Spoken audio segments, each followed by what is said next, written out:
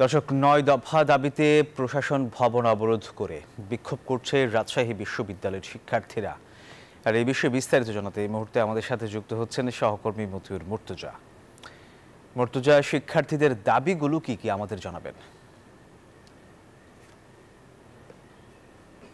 ৯ দফা দাবিতে সকাল ১১টা থেকে বিশ্ববিদ্যালয়ের প্রশাসন ভবনে অবরোধ করে আন্দোলন করছে শিক্ষার্থীরা। তারা বলছে যে তাদের যে ৯ দফা দাবি, সেই দাবি আদায় না হওয়া পর্যন্ত তাদের কর্মসূচি অব্যাহত থাকবে। আমরা শিক্ষার্থীদের সঙ্গে কথা বলেছি, তারা বলছেন যে ৯ দফা দাবি অনুযায়ী এই বিশ্ববিদ্যালয়কে পূর্ণাঙ্গ আবাসিক হিসাবে ঘোষণা করতে হবে এবং পরীক্ষার খাতায় মূল্যায়ন এবং খাতা চ্যালেঞ্জের সুযোগ রাখতে হবে। পাশাপাশি পরীক্ষার খাতায় রুলবিহীন খাতা ব্যবস্থা চালু রাখতে হবে এবং ক্যাম্পাসের নিরাপত্তা ব্যবস্থা জোরদার করতে হবে। বিশ্ববিদ্যালয়ে যে মেডিকেল সেন্টার রয়েছে সেটি ৫০ শয্যা বিশিষ্ট পূর্ণাঙ্গ মেডিকেলে রূপান্তর করতে হবে। এছাড়া বিশ্ববিদ্যালয়ের যে সকল প্রশাসনিক কার্যক্রম রয়েছে সেগুলো সবগুলো ডিজিটালাইজড করতে হবে এবং হলে ডাইনিংয়ে যে খাবার, সেই খাবারে পর্যাপ্ত পরিমাণ ভর্তুকি দিয়ে সেগুলো মানসম্মত করতে হবে এবং কেন্দ্রীয় গ্রন্থাগারের কিন্তু আধুনিকভাবে সংস্কার করার দাবি জানাচ্ছেন শিক্ষার্থীরা। এর পাশাপাশি টিএসসিসির সংস্কার এবং রাকসু নির্বাচনের পূর্ণাঙ্গ তফসিল ঘোষণার কিন্তু দাবি জানিয়েছেন। আমরা শিক্ষার্থীদের সঙ্গে কথা বলেছি, তারা বলছেন যে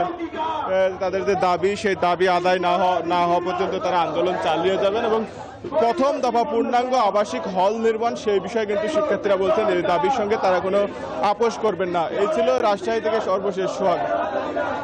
বান্ডেল থাকলে প্রতি সেনমানিতে টাকা বাঁচবে। বিকাশ সেনমানি বান্ডেল কিনে জিতুন প্রতি লেনদেনে।